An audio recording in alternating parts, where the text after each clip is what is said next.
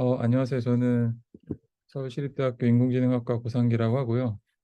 그, 네, BRS 세미나를 저희가 매주 진행하고 있는데, 저는 아직 지금 이 분야로 발표할 만한 학생들이 지금 없거나 아니면 있는데도 지금 다른 수업이랑 겹쳐가지고 제가 부득이 이렇게 준비를 하고 있어가지고, 아무래도 좀 학생분들이 준비하시는 거에 비해서 좀 준비가 좀 미흡할 수 있는데 좀 양해 부탁드리고요.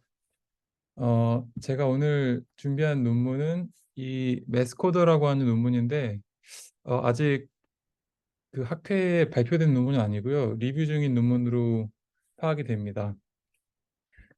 아카이브에 이제 올라와 있고 GitHub 링크도 있거든요. 근데 그 안에 뭐 데이터셋이나 코드 같은 건 없는데 어, 아카이브에 들어가 보니까 GitHub에 들어가 보니까 이런 그림이 있더라고요. 그래서 재밌다고 생각한 거는 이제 이 논문 자체가 이 라마라고 하는 오픈 소스 랭귀지 모델에다가 이 수학 문제 풀이를 위한 그 데이터셋을 학습을 시켜가지고 수학 문제를 이제 잘 푸는 그런 이제 기술에 대해 소개하고 있는데 이제 그 이제 내용을 이렇게 그림으로 표현한 거라고 생각을 했습니다. 그래서 굉장히 귀여운 그림인데 제가 봤을 때는 왠지 달리나 뭐 이런 AI로 그린 게 아닌가 이런 생각을 하고 있습니다. 저자들은 이런 이제 대학에 이제 10명의 총 10명의 저자들이 참여를 했고요. 먼저 이 논문에 대해서 자세히 소개하기 전에 이제 관련된 연구 그 키워드들에 대해서 좀 소개를 하는 게 좋을 것 같아서요. 먼저 이제 아마 최근에 AI 쪽으로 연구하시는 분들은 굉장히 친숙한 키워드일 텐데 뭐 인스트럭션 튜닝이라던가 매스메티컬 리즈닝, 그러니까 뭐 수학적 뭐 추론 이런 게 되겠죠. 그다음에 이제 디스틸레이션 관련해서 간단하게만 소개를 하겠습니다. 일단은 그 인스트럭션 튜닝이라고 하는 거는 그 LLM 같은 경우는 사실은 넥스트 토큰 프레딕션을 가지고 학습을 하기 때문에 어, 기본적으로는 사람이 질의하는 거에 대해서 답변하도록 설계된 모델은 아니죠. 그래서 사람이 어떤 질문을 했을 때 그거에 적합한 답변을 할 수 있도록 추가적으로 그 인스트럭션에 대한 그 답변을 이제 학습을 시켜야 되는데 그 다양한 그 인스트럭션을 가지고 모델이 다양한 종류의 질의에 대해서 답변을 할 수 있도록 이제 학습을 하는 과정을 인스트럭션 튜닝이라고 이야기를 합니다. 근데 초기에는 사람이 직접 이 LLM에 대해서 어떤 질문이 들어왔을 때 어떤 답변을 해라 이런 이제 파인 튜닝을 위한 데이터셋을 만들어서 이제 학습을 시켰다면 최근에는 이제 GPT-3나 4 같은 그 상용 모델 같은 경우는 굉장히 그럴듯한 그 지시와 그거에 대한 이제 답변을 자동적으로 생성할 수 있기 때문에 이런 상용 모델을 가지고 인스트럭션과 뭐 앤서 셋을 만들어 가지고 그걸 가지고 이제 오픈 소스 모델을 학습을 시키고 이제 오픈 소스 모델의 성능을 이제 끌어올리는 그런 연구들도 많이 진행되고 있습니다. 이 연구도 그거의 연장선이라고 볼 수가 있습니다. 그다음에 이 수학적 추론 문제는 뒤에서 데이터셋에 대해 소개를 드리겠고 또 BRL에 사실은 여러 번 다루었지만 기존의 LLM 같은 경우는 뭔가 이 뭐 위키피디아라던가 이런 이제 엄청나게 많은 뭐 논문이라던가 엄청나게 많은 이런 원문서를 통해서 학습이 됐기 때문에 뭔가 지식에 대해서는 뭔가 암기하고 있는 것 같은 성향을 보이고 뭔가 단순한 사실에 대해서 물어봤을 때는 뭔가 학습 데이터에 포함이 돼 있으면 그거에 대해서 잘 대답을 하고 이런 것들은 보였는데 이제 수학적인 어떤 논증이라던가 뭐 추론 과정이 필요한 이런 질의에 대해서는 잘 답변하지 못하는 것을 보여왔습니다. 그래서 이 한계점에 대해서 지적하는 논문들도 많이 있었죠. 저희가 세미나에서 한번 다뤘던 논문으로 기억을 하는데 실제로 이런 LLM이 랭귀지 모델이 뭐 수학 문제를 풀 수 있느냐, 코딩 문제를 이해하고 풀 수 있느냐, 뭐 실제로는 그렇지 않고 어떤 기존에 있었던 학습 데이터의 패턴을 암기해서 거의 비슷하게 답변하는 것에 불과하다. 뭐 이런 결론을 내렸던 논문들도 많이 기억을 하실 겁니다. 즉, 이런 LLM이 이런 추론을 할 수 있는가, 높은 레벨의 사고를 할 수 있는가, 이런 것들이 사실은 숙제로 남겨져 있는데 그걸 검증하기 위한 가장 최고 난도의 벤치마크가 바로 이 수학적 추론 문제들이라고 볼 수가 있습니다. 그래서 이 논문에서도 사용하고 있는 다양한 벤치마크 데이터셋들이 있고 그것들도 이제 뭐 초등학교 레벨의 수학 문제에서부터 뭐 중학교, 고등학교 혹은 수학 경시대회 레벨의 문제까지 다양한 난이도로 이제 존재합니다. 어, 그리고 이런 문제들을 잘 해결하기 위해서 최근에 어떤 방법들이 제시가 되어 왔냐면 일단 체인 오브 섯이라고 해서 구글 리서치에서 제안을 했던 방법이죠. 그래서 저희 세미나에서도 몇 번 다루었지만 어떤 주어진 문제에 대해서 바로 답변을 내놓는 것이 아니라 어떤 그 사고 과정을 거쳐서 답변을 내놓도록 유도를 하고 LLM이 이제 새로운 질문에 대해서 이제 그걸 그 과정을 흉내내서 답변을 하도록 하는 것이죠. 이렇게 이제 여러 단계를 거쳐서 답변을 내놓았을 때 한 번에 답변을 내놓는 것보다 훨씬 더 좋은 정확도를 보인다 이런 것들이 검증되어 왔고 그다음에 또 작년에 나왔던 논문 중 이 프로그램 에이디드 랭귀지 모델이라고 하는 논문, 이 논문도 이제 비슷한 방법을 사용을 합니다. 이건 이제 CMU에서 발표했던 논문인데 여기서는 단순히 그런 내추럴 랭귀지로 리즈닝 프로세스를 진행하는 것뿐만 아니라 이제 중간중간에 이 프로그램을 사용해서 이 프로그램을 가지고 이 리즈닝에 대한 검증을 실제로 수행해서 이제 더 정확한 결과를 이끌어내도록 하는 그런 방법을 사용을 했습니다.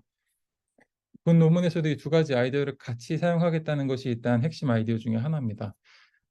그리고 또 이제 이런 뭔가 수학적 추론뿐만 아니라 과학적 질문에 대해서 논리적으로 답변하는 랭귀지 모델을 만들기 위해서 과학에 관련된 그런 웹문서들, 논문들 이런 것들을 가지고 사전학습 모델을 만들어서 학습을 했을 때 파인 튜닝을 했을 때 훨씬 더 이런 문제에 대해서 잘 푸는 결과를 보여준 여러 가지 결과들도 있습니다. 그래서 이 위에 있는 이 Solving Quantitative Reasoning으로 시작한 이 논문은 구글 리서치에서 이제 작년에 뉴립스에서 발표했는데 모델 이름은 이제 미네르바로 알려져 있죠. 이 모델은 굉장히 큰 모델인데 실제로 다른 이제 클로즈 소스를 포함해서 이제 LLM에 비해서 이런 수학 문제, 과학 문제에 대해서 훨씬 더 높은 성능을 보인다라는 것을 검증을 했습니다.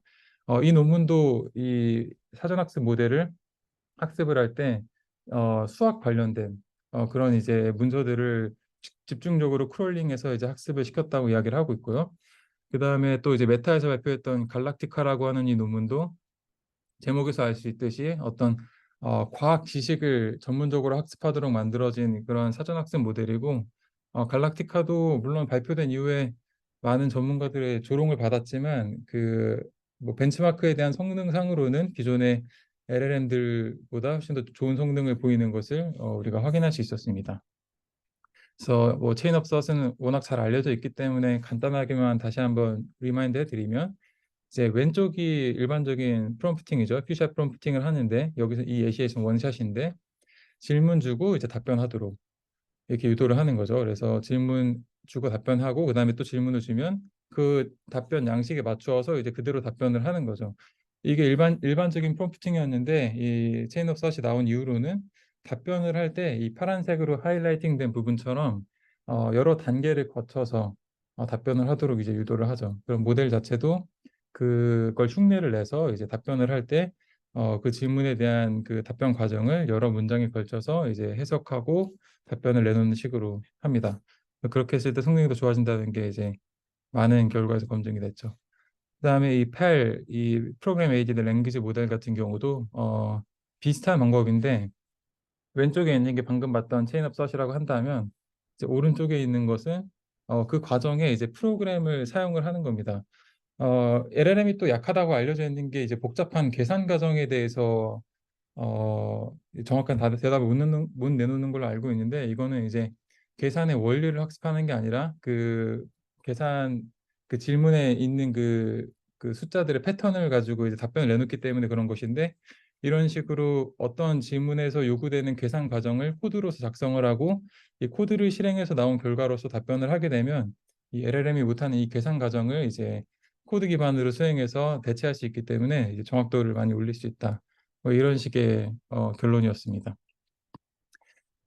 그다음 마지막 키워드가 이제 디스틸레이션인데 이제 디스틸레이션이라고 하는 거는 2015년에 그 조프리 힌튼의 그 논문에서부터 이제 많은 사람들이 관심을 받았는데 이제 티처 모델이 있고 스튜던트 모델이 있는 거죠. 그래서 보통 더 큰 모델로부터 이제 출력된 그 결과물을 가지고 이 스튜던트 모델을 또 학습을 시켰을 때 이게 이 스튜던트 모델이 당연히 티처 모델보다 성능이 좀 떨어지겠지만 훨씬 더 적은 수의 이제 파라미터를 가지고 거의 비슷한 성능을 이제 내게 할 수 있다. 뭐 이런 식의 이제 어플리케이션으로 활용이 되어서 이 LLM 같은 경우도 파라미터가 너무 크고 보통 이제 클로즈 소스이기 때문에 이 LLM에서 나온 그 대답을 가지고 더 작은 오픈 소스 모델을 학습시켜서 오픈 소스 모델의 성능을 끌어올리려는 형태로 이제 많이 최근에 응용이 되고 있습니다. 본 논문도 사실은 이제 그런 갈래에서 해석할 수가 있습니다. 일단은 이 GPT-4를 가지고 답변을 만들어 가지고 문제와 답변을 다 만들어 가지고 이제 학습을 시키기도 하고, 그리고 또 동시에 일부 데이터에 대해서는 일단은 이 초기 데이터셋으로 학습시킨 이 코드 라마 혹은 뭐 라마 모델을 가지고 답변을 만들어낸 다음에 그 답변을 가지고 또 이제 똑같은 모델을 학습시켜서 최종적인 모델을 얻어냅니다. 즉 그런 관점에서는 이제 뭐 티처 모델이랑 스튜던트 모델의 사이즈가 뭐 다르지 않은 그 동일한 모델을 사용하는 이제 셀프 디스틸레이션이다라고도 이제 볼 수가 있습니다. 이제 이런 용어들을 저희가 기억을 하고 이제 본 논문의 컨트리뷰션을 살펴보면 최근에 뭐 GPT-4라든가 뭐 구글의 팜이라든가 뭐 이런 모델들을 이제 많이 사용하고 있는데, 문제는 이런 건 다 클로즈 소스 모델이고 우리가 무료로 사용할 수 없는 그런 모델이죠. 그리고 실제로 우리가 뭐 학습을 시킬 수도 없고 뭐 연구용으로 사용하기에는 굉장히 제한적인데, 그래서 이제 오픈 소스 모델의 성능을 최대한 끌어올리려는 그런 시도를 많이 하고 있는데, 특히나 이런 매스매티컬 리즈닝 같은 경우는 이제 훨씬 엄청나게 많은 데이터셋이 필요하고 파라미터 수도 많다고 우리가 이제 파악을 하고 있기 때문에 이 갭이 굉장히 큰 상황입니다. 뭐 일례로 라마 같은 경우는 이 700억 개의 파라미터인가요? 700억 개의 파라미터를 갖고 있는 모델도 56.8%, 13.5%, 이 GSM 8K 그다음 매스 데이터셋에 대해서 그 정도 성능을 보이는데, GPT-4에서 이제 코드 인터프리터까지 사용을 하면 거의 성능이 뭐 97%, 69.7% 이렇게 나오는 걸 확인할 수 있습니다. 즉 성능 차이가 너무 크게 나기 때문에 이런 갭을 최대한 줄여보겠다라는 게 하나의 목표입니다. 그래서 이제 최근에는 오픈 소스 모델에 대해서 뭐 체인업샷을 사용을 하고 또 펠 기법 이런 것들을 사용을 해가지고 라마 2와 같은 오픈 소스 모델에 이제 학습을 시켜서 최대한 그 GPT-4와 필적하는 성능을 내겠다라는 시도를 많이 하고 있고, 대표적인 게 이 위자드 매스랑 이 RFT라고 하는 두 개의 논문입니다. 두 논문 모두 이제 2023년 8월에 아카이브에 게재가 되고 아직은 학회에 발표된 건 아닌데, 이 두 가지 방법이 어떤 것들을 쓰냐면 뭐 여기서 소개는 자세히 안 하겠지만 뭐 리젝션 샘플링이라고 해서 여러 개의 이제 캔디데이트 솔루션을 모델이 출력하게 한 다음에 그 중에 가장 이제 신빙성이 높은 정확도가 높다고 여겨지는 솔루션을 채택해서 그걸 가지고 추가적으로 또 학습을 시키고 뭐 이런 방식으로 오픈 소스 모델의 성능을 이제 끌어올립니다.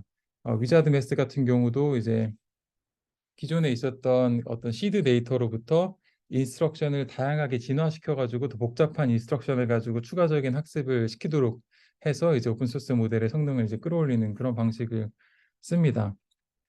뭐 하지만 여전히 그 GPT-4나 뭐 코드 인터프리터 이런 모델에 비해서는 성능이 좀 많이 차이가 나고 있습니다. 어, 그 이후로 이제 한 가지 이 저자들이 지적하고 있는 거는, 특히나 이제 GPT-4가 이제 코드 인터프리터를 사용하면서 성능이 비약적으로 향상된 게 어떤 질의에 대해서 중간에 이제 파이썬 코드를 실행할 수 있는 환경을 다이나믹하게 만든 다음에 그 코드 실행 기반으로 이제 뭔가 좀 더 정확한 답변을 내는 기능이 있는데, 이런 기능들이 오픈 소스 모델에는 이제 생략되어 있기 때문에 거기서 이제 성능 차이가 많이 난다고 판단을 하고 있습니다.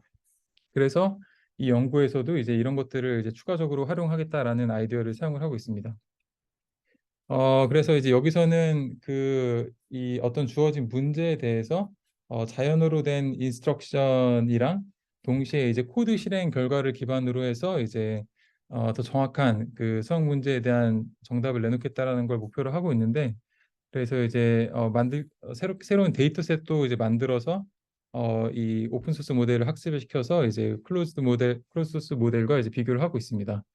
그래서 여기서 최종적으로 만들어서 공개하는 이 데이터셋은 이 마지막 줄에 있는 이 8만 개 인스트럭션으로 이제 구성되어 있는 데이터셋인데, 일단 기본적으로 이 GSM8K MES라고 하는 데이터셋을 시드로 해서 이 시드에 있는 문제들을 가지고 GPT-4로 이제 답변을 만들어낸 다음에 이렇게 만들어진 답변을 가지고 한 차례 이 라마2를 혹은 뭐 코드 라마를 학습시키고 이렇게 해서 얻어진 중간 모델에 대해서 이제 추가적인 문제들을 또 생성해서 학습을 시키고 이렇게 해서 만들어진 답변을 가지고 이제 전체적인 데이터셋을 구성을 합니다. 이 전체 과정에 대해서 뒤에서 다시 한번 설명을 드리겠습니다. 지금 이렇게 설명드리면 아마 어, 무슨 소리인지 잘 이해하시기 어려울 텐데 아무튼 그렇게 GSM8K MES라고 하는 시드 데이터를 가지고 이 전체적인 새로운 데이터셋을 만들어서 오픈소스 모델을 파인 튜닝하는 방법이다. 이렇게 생각하시면 됩니다. 방금 말씀드렸던 이 8월에 발표됐던 RFT랑 그 위자드 MES랑 비교하면 시드 데이터는 이렇게 다르고 그다음에 이 시드 데이터에 대해서 어노테이션을 어떻게 수행하는지도 조금 다릅니다. 어, 본 논문의 특징은 GPT-4를 가지고 한 차례 그 GSM8K랑 메스에 대해서 답변을 만든 다음에 그걸 가지고 학습을 시키고 그 학습시킨 초기 모델에 대해서 이제 출력을 하게 한 다음에 그걸 가지고 이제 전체 데이터셋 구성해서 마지막으로 최종 학습을 한다는 점. 그래서 GPT-4랑 이제 셀프 디스틸레이션을 동시에 활용한다는 점이 기존 방법과 이제 차이점입니다. 그래서 성능도 이 RFT나 위자드 매스에 비해서 훨씬 더 뛰어난 성능을 보인다. 현재 기준으로 이제 위자드 매스를 소타로 보고 있는데 이건 당연히 오픈 소스 모델에 대한 그 비교입니다. 클로즈 소스 모델 같은 경우 이거보다 훨씬 높기 때문에 이제 비교 대상이 아니고요. 오픈 소스 모델들을 대상으로 비교했을 때 훨씬 높은 성능을 보인다는 것을 자랑을 하고 있습니다. 그래서 이 프로세스를 이제 보시면 되는데, 그래서 아마 설명을 드려도 한 번에 기억하시기 어려울 정도로 조금 프로세스가 복잡한데, 일단은 그 GSM8K, 그다음 메스 데이터셋이 시드 데이터입니다. 맨 왼쪽에 보이시는 이걸 GPT-4한테 줍니다. 그래서 이제 이 트레이닝 셋에는 이제 문제들이 있는데, GPT-4는 이 문제들에 대해서 답변을 생성해냅니다. 그 답변을 생성해낸 데이터를 가지고 이 왼쪽에 있는 요 질문과 답변 이 페어를 가지고 코드 라마 모델 이거 오픈 소스 모델이죠. 이 라마2 라마랑 이제 비슷한 모델인데 이제 코드에 대해서 학습시키는 그런 모델이죠. 그래서 코드 라마에 대해서 이 파인 튜닝을 수행을 하고 그렇게 해서 이제 매스코더 이니셜이라는 데이터 그 모델을 얻어냅니다. 이 초기 모델이고 이 모델을 가지고 이제 추가적인 학습을 수행을 하는데 이때 어떻게 수행을 하냐면 GPT-4한테 문제를 만들도록 시킵니다. 뭐냐면 이 GSM8K랑 MES 이 데이터셋을 가지고 GPT-4한테 이 문제들을 기반으로 새로운 문제들을 만들어라 라고 시킵니다. 그럼 GPT-4가 이제 새로운 세상에 존재하지 않았던 이제 문제들을 만들어내고 이 문제들을 가지고 이 초기 모델이 이제 답변을 합니다. 그러면 이제 그 답변 중에서 이제 옳다고 여겨지는 것들만 걸러내어서 아까 전에 만들었던 이 데이터셋이랑 합쳐서 이제 최종적인 이 매스코드 인스트럭트라고 하는 이 데이터를 만들게 됩니다. 그래서 이 매스코드 인스트럭트라고 하는 이 데이터셋을 가지고 이 8만 쌍의 이제 문제랑 이제 솔루션, 이 솔루션에는 이제 자연어, 내추럴 랭귀지 리즈닝이랑 코드가 같이 포함되어 있습니다. 그래서 이 데이터를 가지고 이제 라마2랑 이제 코드 라마를 이제 또 이제 슈퍼바이즈드 파인 튜닝을 하게 됩니다. 그렇게 해서 이제 매스코더 L, 매스코더 CL이라고 하는 두 개의 최종적인 모델을 얻어내는 이제 과정을 거칩니다. 그래서 아까 말씀드렸다시피 시드 데이터는 GSM8K랑 매스 데이터가 맞는데 이 매스코더라고 하는 모델을 일단 초기 학습을 시킨 다음에 여기서 만들어진 답변을 가지고 추가적으로 이제 학습을 하기 때문에 이제 그 측면에서 셀프 디스틸레이션 기법을 조금 활용하고 있다라고 우리가 이야기할 수 있습니다.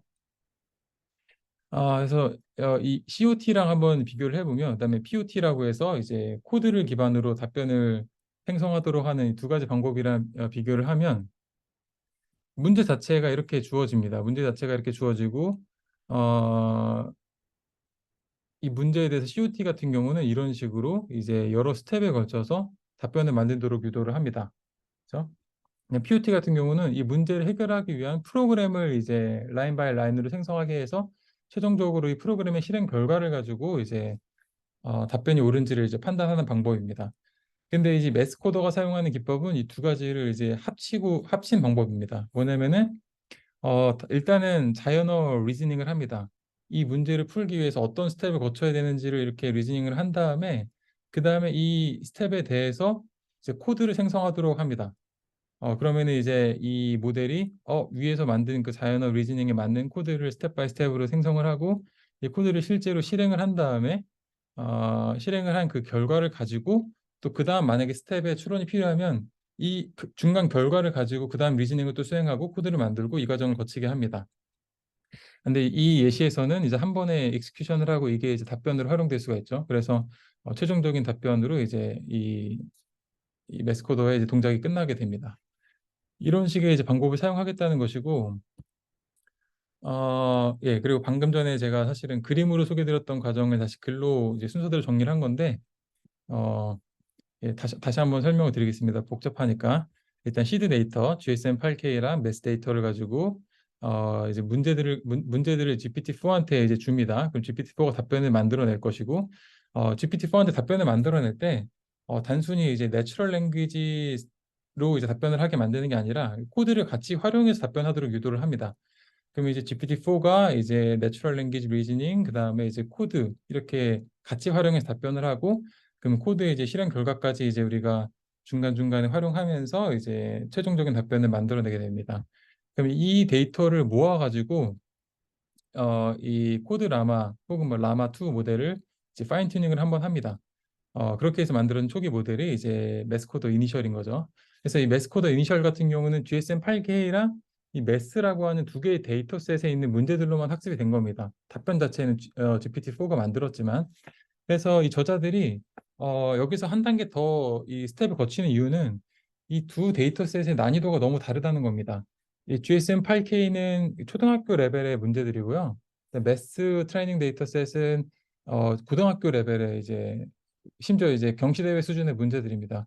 그러니까 이 문제들의 난이도가 너무 다르기 때문에 뭔가 이 다양한 난이도의 문제에 대해서 학습을 시키기 위해서 GPT-4한테 이 두 데이터셋의 문제를 같이 던져주고 이 두 문제의 중간 정도 되는 레벨의 문제들을 만들어 달라고 요청을 합니다. 그럼 GPT-4가 실제로 그런 문제들을 만들어내고 그 문제에 대해서 이 매스코더 이니셜이라고 하는 이 초기 모델을 가지고 답변을 만들어냅니다. 그다음에 여기서는 이제 이 매스코드 이니셜 모델 같은 경우는 이 GPT-4보다 사실은 신뢰도가 많이 떨어지기 때문에 N개의 솔루션을 만들어내게 한 다음에 이 N개의 솔루션이 모두 정답을 실제로 만들어내는 경우에 그 문제들만 이제 추가 데이터셋에 포함을 시키는 겁니다. 이런 방법을 이제 셀프 컨시스턴시 방법이라고 하는데 디코딩이라고 하는데 뒤에서 좀 더 자세히 설명을 드리겠습니다. 아무튼 이렇게 추가된 데이터셋을 가지고 라마2랑 코드 라마를 최종적으로 학습한 게 이 매스코더 L, 매스코더 CL입니다. 그래서 이 셀프 컨시스턴시 디코딩이라고 하는 거는 어떤 인투이션에 출발하냐면 이 구글 리서치에서 이제 올해 ICLR에 발표한 건데 어떤 복잡한 리즈닝을 요구하는 문제 같은 경우는 한 가지 방법으로 답변되지 않는다. 다양한 해석 방법이 존재한다라고 하는 그런 직관에 출발합니다. 그래서 어떤 문제가 만약에 충분히 복잡한 문제라면 여러 가지 방법을 통해서 풀릴 수 있기 때문에 그 여러 가지 방법을 통해서 풀었을 때 모두 다 정답으로 그 귀결될 수 있는 이제 그런 문제가 이제 그런 이제 경우에 이 답을 우리가 더 신뢰할 수 있다라고 이제 생각을 하는 겁니다. 그래서 위에를 보면 이게 일반적인 체인 업 서치인데 그냥 그 랭귀지 모델한테 물어봐서 스텝 바이 스텝으로 답을 바로 생성하게 하는 것보다 여기서 한 단계를 더 거치는 게 좋다는 겁니다. 뭐냐면은 랭귀지 모델한테 여러 개의 체인 업 서치를 생성하도록 합니다. 그래서 이 세 개의 이제 멀티스텝 리즈닝을 하게 하는 거죠.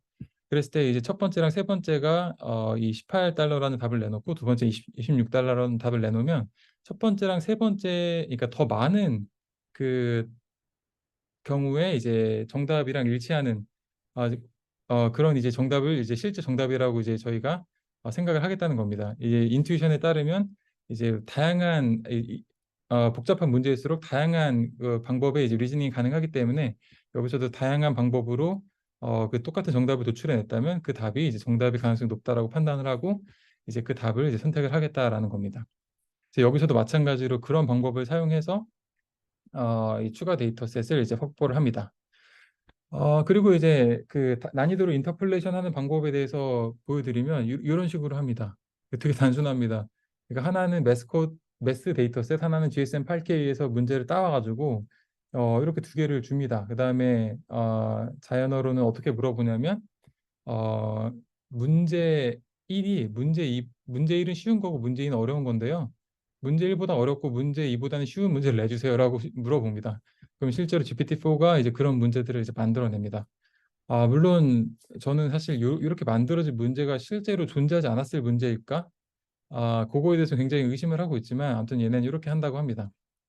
그렇게 해서 이제 매스코더 이니셜 모델에 대해서 이제 새롭게 만들어진 문제에 대해서 답변을 생성하도록 하면 이제 이런 식으로 자이널 리즈닝, 그다음에 코드, 그다음에 익스큐션 이 결과를 이제 같이 사용하는 형태로 솔루션을 내놓게 됩니다. 아까 말씀드렸지만 이 매스코더 이니셜을 학습시킨 그 데이터셋은 GPT-4에 의해서 이제 이 내추럴 랭귀지, 코드, 그다음에 익스큐션을 다 활용하는 형태로 이제 답변을 생성하도록 했기 때문에 이 초기 모델도 그런 식으로 답변을 만듭니다. 네, 이거는 뭐두 번째 예시인데 뭐 이런 식으로 네, 만들어냅니다. 자, 그리고 나서 얘네들이 또 어떤 걸 해보냐면 실제로 이렇게 GPT-4가 인터폴레이션한 문제들이 실제로 매스랑 그 GSM 8K 사이 정도에 있는 난이도냐 이거를 검증을 합니다. 근데 검증을 지들이 하는 게 아니라 이것도 GPT-4로 합니다. 그래서 GPT-4한테 문제 두 개를 준 다음에 이 둘 중에 뭐가 더 어려운지 답변해라라고 하고 이 결과를 가지고 이제 뭐 GPT-4가 실제로 이런 식으로 체계적으로 답변합니다. 문제 1번이나 문제 2번은 저희가 이렇게 풀어가지고 확인을 해보니까요. 어떤 이유로 뭐 어떤 문제가 더 어렵습니다. 이렇게 답변을 하는데 그걸 가지고 이제 통계를 내보면 실제로 이렇게 인터폴레이션 된 문제가 매스보다 어, 어렵고 매스보다 어렵고 그다음 GSM8K보다 매스보다 쉽고 이제 GSM8K보다는 이제 어렵다. 뭐 이런 식으로 답변이 나온다고 어, 이야기를 합니다.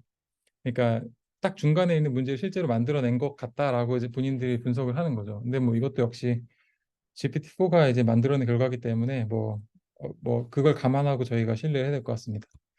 아무튼 이런 식으로 데이터셋을 만든 다음에 이제 최종적으로 이 슈퍼바이즈 파인 튜닝을 하는데 이때는 이제 크로스 엔트로피 로스를 가지고 이제 파인 튜닝을 하는데 이때 한 가지 그 특이한 점은 뭐냐면 일단은 이 데이터셋 이 솔루션 같은 경우는 지금 내추럴 랭귀지랑 코드랑 익스큐션 결과가 다 있잖아요.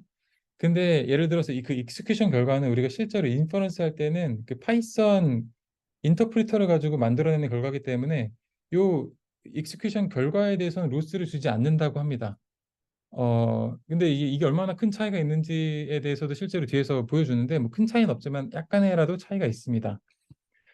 그래서 그리고 실제 인퍼런스 할 때는 이런 식으로 하는 거죠. 그래서 아까 전에 봤던 그 예시인데 일단은 학습한 대로 일단 내추럴 랭귀지 리즈닝을 하게 하고 그다음 코드 만들게 하고 그다음에 이 코드를 실제로 실행시키는 거는 이 얘네가 이제 이 코드 블럭에 대해서 주피터 노트북을 실제로 실행시킨 다음에 이 코드 블럭을 카피해서 넣고 이 실행 결과를 여기다 넣습니다. 그러니까 이 익스큐션 결과는 모델이 만드는 게 아니라 이 파이썬 인터프리터가 출력한 결과를 그대로 따오는 겁니다. 그렇게 한 다음에 이걸 인용해서 다시 매스코더가 최종적인 결과를 이제 내추럴 랭귀지로 만들도록 그런 식으로 유도를 하는 겁니다. 그래서 아까 말씀드린 거는 학습 데이터에서 학습을 실제로 수행할 때 이 익스큐션 결과 340이라고 하는 이 텍스트에 대해서는 로스를 주지 않는다라고 하는 점입니다. 그러니까 이 점은 이제 모델이 학습하지 않고 이제 실제 코드의 실행 결과를 사용하겠다는 건데 이게 실제로 약간의 성능 차이를 가져옵니다. 학습 데이터셋은 이렇게 두 개의 인도메인 데이터, 뭐 시드로 사용했던 GSM8K 오픈 AI가 만든 거고요. 메스라고 하는 UC 버클리 가 공개한 그 데이터셋 이 두 개를 이제 사용하고요. 그다음에 세 개는 이제 아웃 오브 도메인은 이 스웸프라고 읽는다고 하는데 스웸프 매스매틱스 시뮬리크라고 있나요? 이 세 개의 데이터셋을 사용을 합니다. 이 GSM8K랑 메스는 물론 테스트 셋은 우리가 그 사용하지 않았지만 트레이닝 셋은 적어도 이제 이 데이터셋을 구성하는 과정에 사용했기 때문에 인도메인이라고 저희가 얘기를 하고요. 그다음에 이 나머지 세 개 같은 경우는 아예 트레이닝 셋조차도 트레이닝 테스트 전부 다 이제 이 모델을 학습시키는 과정에 사용되지 않은 겁니다. 이 GSM8K 이렇게 생겼습니다. 예. 말 그대로 이제 초등학교 수준의 이제 수학 문제들을 이제 가지고 있는 겁니다. 그리고 여기에 원래 솔루션이 있는데 이 솔루션 같은 경우는 단순히 이렇게 되어 있기 때문에 이제 GPT-4한테 다시 솔루션을 만들도록 한 것이죠. 그래서 다양한 스텝, 여러 스텝의 이제 리즈닝이랑 이제 코드 기반의 이제 생성 결과를 실행 결과를 이제 활용하도록 만든 거죠. 그다음 매스 데이터셋은 이렇게 굉장히 복잡한 수학 문제입니다. 오른편에 있는 겁니다. 오른편에.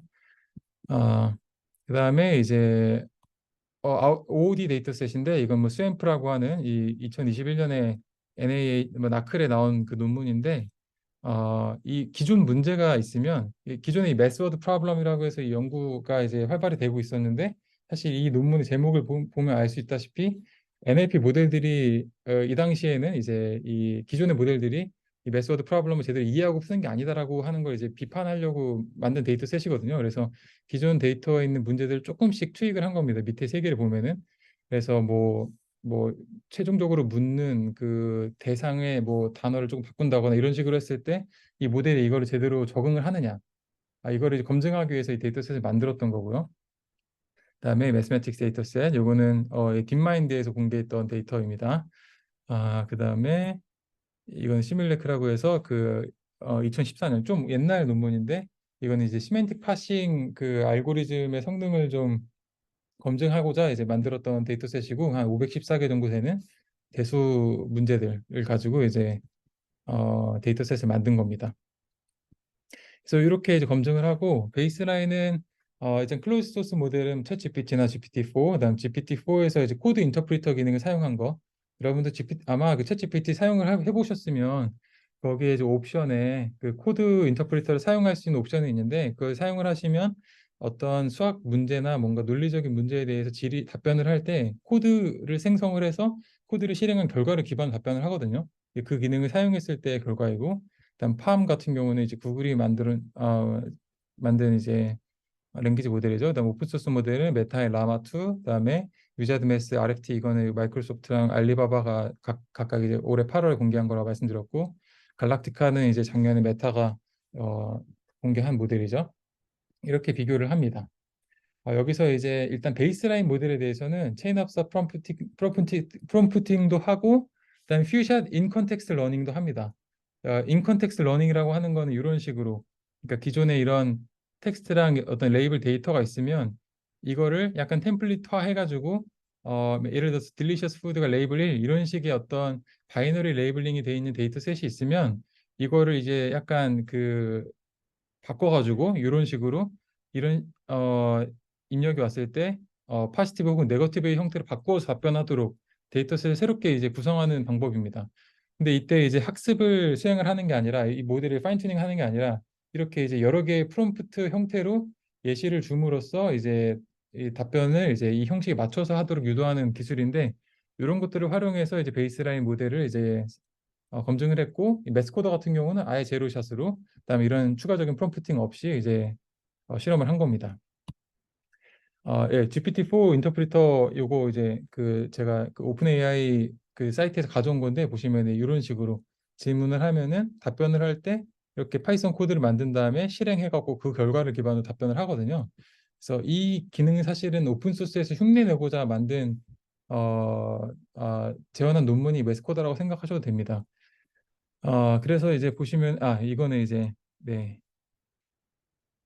이 사람들이 그 GPT-4의 그 코드 인터프리터랑 이제 기존 연구들이랑 이제 비교를 한 것인데 예를 들면 이제 이런 질문이 왼쪽 그 상단에 있는 이런 질문이 있을 때 기존의 그 COT 같은 경우는 A처럼 답변을 하고 그다음에 그 CMU에서 했던 그 프로그램 에이디드 랭귀지 모델 같은 경우 이런 식으로 B 같이 답변을 합니다.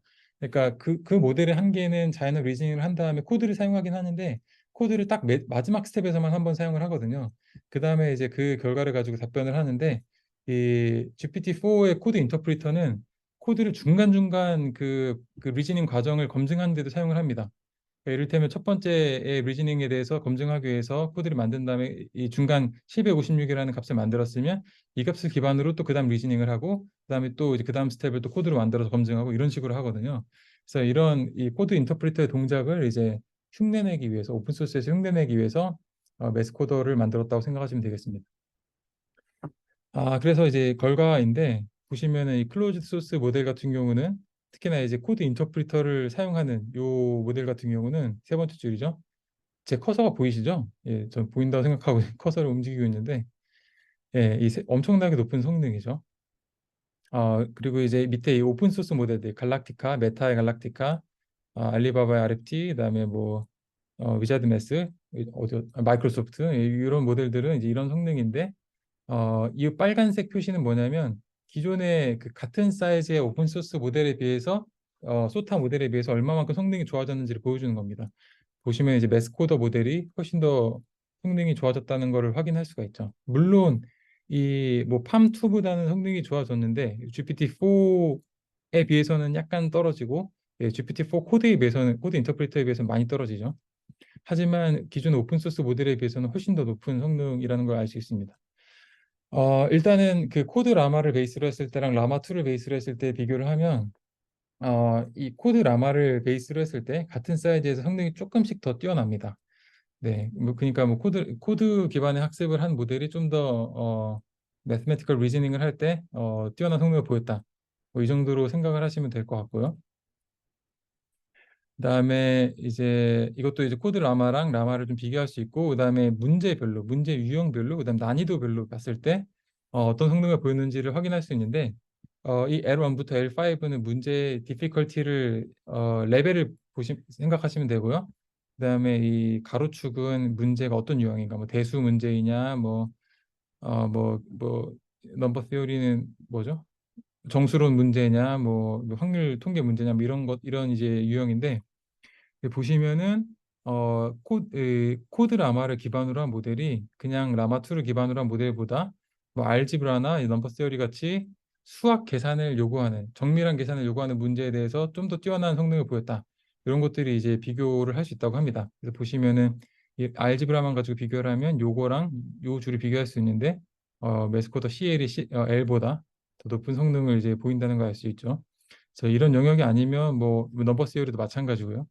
그래서 나머지 영역에서는 비슷하더라도 요런 이제 숫자 계산이 요구되는 영역에서 확실히 이제 코드라마 베이스가 더 성능이 좋다, 이런 걸 봤다고 하고, 그다음에 이 최종적으로 이건 이제 메스코더 이니셜, 그다음 메스코더 이제 최종 모델, 이 두 개를 비교했다고 보시면 되겠죠. 트레이닝 셋을 두 개만 썼을 때랑 인터폴레이션 된 그 데이터를 활용했을 때인데, 보시면은 이 성능 향상이 뚜렷이 있었다. 예. 그래서 인터폴레이션 된 그 문제들이 확실히 제대로 만들어졌고, 그다음에 성능을 끌어올리는데 충분히 기여를 했다, 이런 것들을 이제 검증을 합니다.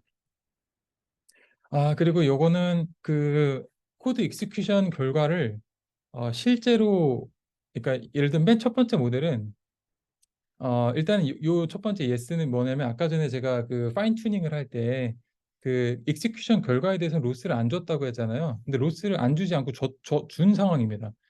트레이닝 할 때 로스를 주고, 그 다음에 실제로 실행할 때는 그 실제 코드 익스큐션 결과를 쓴 게 아니라 모델이 그 익스큐션 결과를 만들도록 했을 때입니다. 그때는 성능이 굉장히 떨어지죠. 즉, 이 모델이 코드를 실제로 주고 이걸 모델로 그 코드의 실행 결과를 예측하게 하면 성능이 굉장히 떨어지는데, 근데 그 모델이 예측하지 않고 실제 그 코드를 그 파이썬 환경에 실행해 가지고 이제 리즈닝을 활용하면 성능이 엄청나게 올라간다는 이야기입니다. 즉, LLM이 코드를 실제로 실행했을 때 어떤 결과가 나올지를 예측하는 성능이 굉장히 떨어진다라는 것을 우리가 확인할 수 있죠. 그래서 그 부분은 이제 프로그램 파이썬 인터프리터한테 맡겨놨을 때 성능이 훨씬 좋아진 거고, 그리고 아까 말씀드렸다시피 파인 튜닝 할 때 그 익스큐션 결과에 대해 로스를 주지 않으면, 그러니까 아예 그냥 학습조차 시키지 않았을 때 성능이 더 좋아진다. 즉, LLM이 할 수 있는 영역이 명확하게 있기 때문에 잘할 수 없는 거에 대해서 학습을 시켰을 때 오히려 역효과가 난다라는 걸 검증을 한 겁니다. 네, 여기까지네요. 예, 여기까지 제가 그 메스코더라는 논문에 대해서 읽으면서 여러분들이랑 좀 공유하면 좋을 것 같은 내용들을 위주로 정리를 해봤습니다. 질문해 주시면 제가 아는 선에서 답변해 드리겠습니다.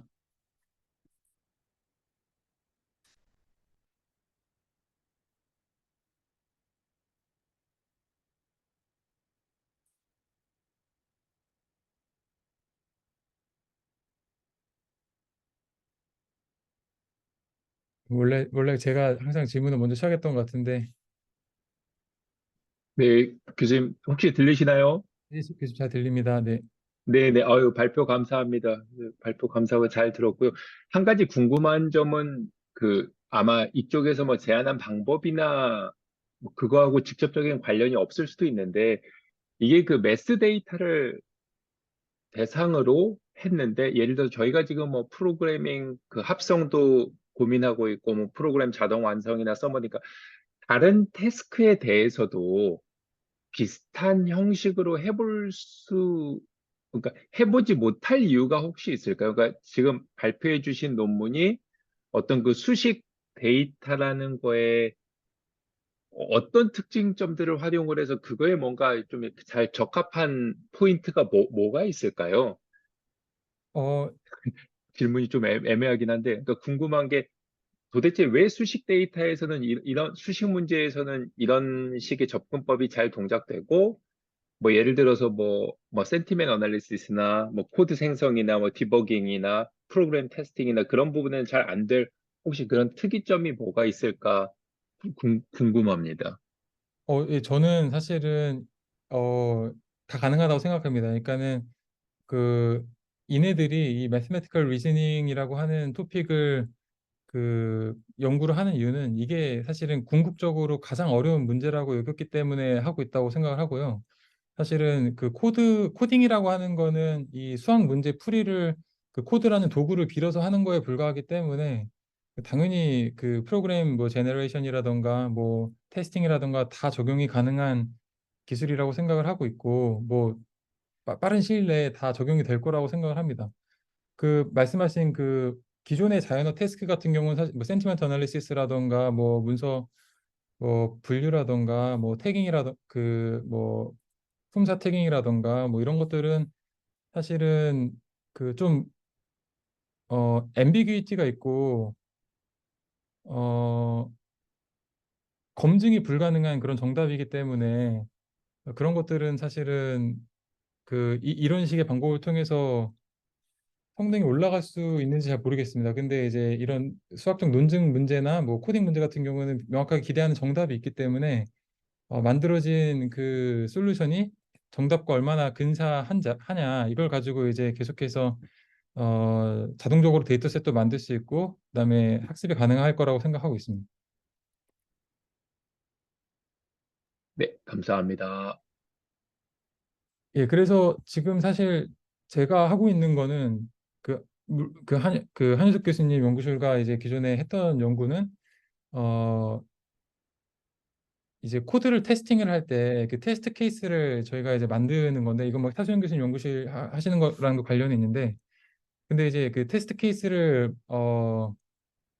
밸리드한 테스트 케이스를 만들어내기 위해서는 이 테스트 케이스를 규정하는 인풋 포멀 그래머를 저희가 일단은 예측하는 게 제일 중요하다고 생각을 했고 그래서 이제 저희가 처음에 생각했던 거는 어떤 프리트레인된 모델에 대해서 코드를 줬을 때 혹은 검증하고자 하는 문제를 줬을 때 이 문제에 대한 테스트 케이스 그래머를 생성하는 거를 이제 학습 기반으로 하도록 저희가 시도를 했었는데 최근에 제가 또 확인한 거는 그런 식으로 굳이 파인 튜닝 하지 않아도 그냥 LLM한테 체인 오브 섯 기반으로 몇 개 이제 퓨샷을 주고 그러니까 어떤 문제가 주어졌을 때는 어떤 방식으로 그래머를 만들어야 밸리드한 테스트 케이스를 만들 수 있다라고 알려주면 실제로 훨씬 더 정확한 그래머들을 만들어내더라고요. 어, 그런 거를 좀 코드 생성이라든가 검증에 좀 활용하려고 생각하고 있습니다. 뭐 이를테면 지금 저희가 또 하고 있는 연구가 코드 컴플렉시티 프레딕션이 있는데 그걸 이제 기존에는 데이터셋을 만들어 가지고 코드를 주고 컴플렉시티를 바로 예측하는 방법을 했는데 지금 하려고 하는 연구는 코드를 주고 이 코드가 어떤 컴플렉시티 레이블이 나올지에 대해서 리즈닝을 주는 겁니다. 일단은 COT를 먼저 이렇게 적용해 볼 수 있다고 생각을 하고 나중에는 이제 실제 코드의 부분적인 실행 결과를 계속해서 방금 했던 것처럼 이제 주면서 컴플렉스를 좀 더 정확하게 예측하도록 할 수 있다고 생각을 하고 있습니다. 그래서 뭐 그런 관점에서도 적용할 수 있을 거라 생각을 하고 네, 지금 채팅창에 질문이 나왔는데 오토마타 등의 다른 논리 형태를 사용하는 것도 가능하냐고 물어보셨는데 저는 이제 당연히 가능하다고 생각을 하는데 근데 이제 약간 코드랑 다른 점은 뭐냐면 코드는 라지 스케일 데이터셋이 존재하기 때문에 뭐 얼마든지 이런 거를 이제 프리트레이닝을 할 수 있는, 그러니까 물론 프리트레이닝 모델은 그 도메인에 대해서는 학습이 잘 되어 있어야 되는 거니까 그런 환경이지만, 오토마타 데이터셋 같은 경우가 그러니까 충분하지 않기 때문에, 예, 그런 것들을 사전 학습할 대규모로 사전 학습할 수 있는 데이터셋이 있고 그걸 가지고 뭔가 초기 사전 학습 모델을 만들 수 있다면 저는 충분히 가능하다고 생각합니다. 어, 커먼 센스 리즈닝이나 뭐 애덕티브 리즈닝 어, 이런 것도 코드로 변환해서 실행이 가능할지, 저는 사실은 뭐 커먼 센스 리즈닝도 결국은 그 커먼 센스에 대한 온톨로지가 구축돼 있으면 그 안에서 원하는 그 지식을 가져와서 그 요구되는 지식의 형태를 변환해서 이제 출력하는 형태의 이제 코드 문제로 다 변환이 가능하고 실행도 가능하다고 생각을 하고 있습니다. 근데 저번에 그 법률 도메인에서 그 황원석 교수님 발표해 주신 것처럼 어떤 특정 도메인에 대한 그 리즈닝을 할 거라면 그 리즈닝을 하려고 하는 그 도메인에 대한 데이터 셋이 충분히 있어야 되고, 뭐 혹은 그 온톨로지 형태의 뭐 데이터가 있어야지 되지 않을까 생각을 합니다. 왜냐하면 수학이라고 하는 거는 사실은 전부 다 코드라고 하는 영역에서 이제 표현 가능한 거기 때문에 그런 이제 추가적인 그 온톨로지 구성 없이도 바로 풀어볼 수 있는 거지만, 어떤 특정 그 도메인에 대해서 뭐 오토마타랑 연결되어 있는 얘기겠지만 이제 논리적 추론 과정을 이제 지원하기 위해서는 어, 그런 날리지 베이스 같은 게 필요하지 않을까 그런 생각이 듭니다. 그냥 제 추측입니다. 예.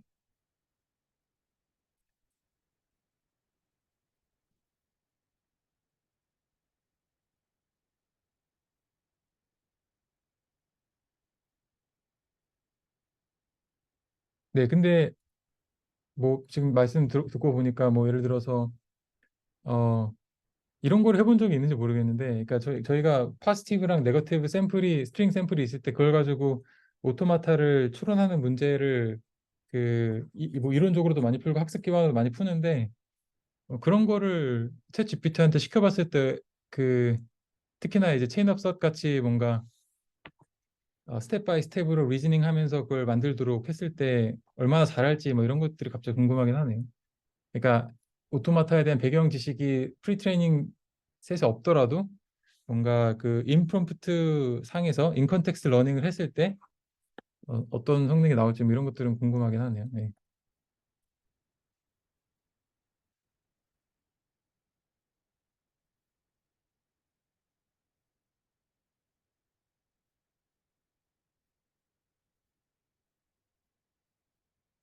혹시 질문이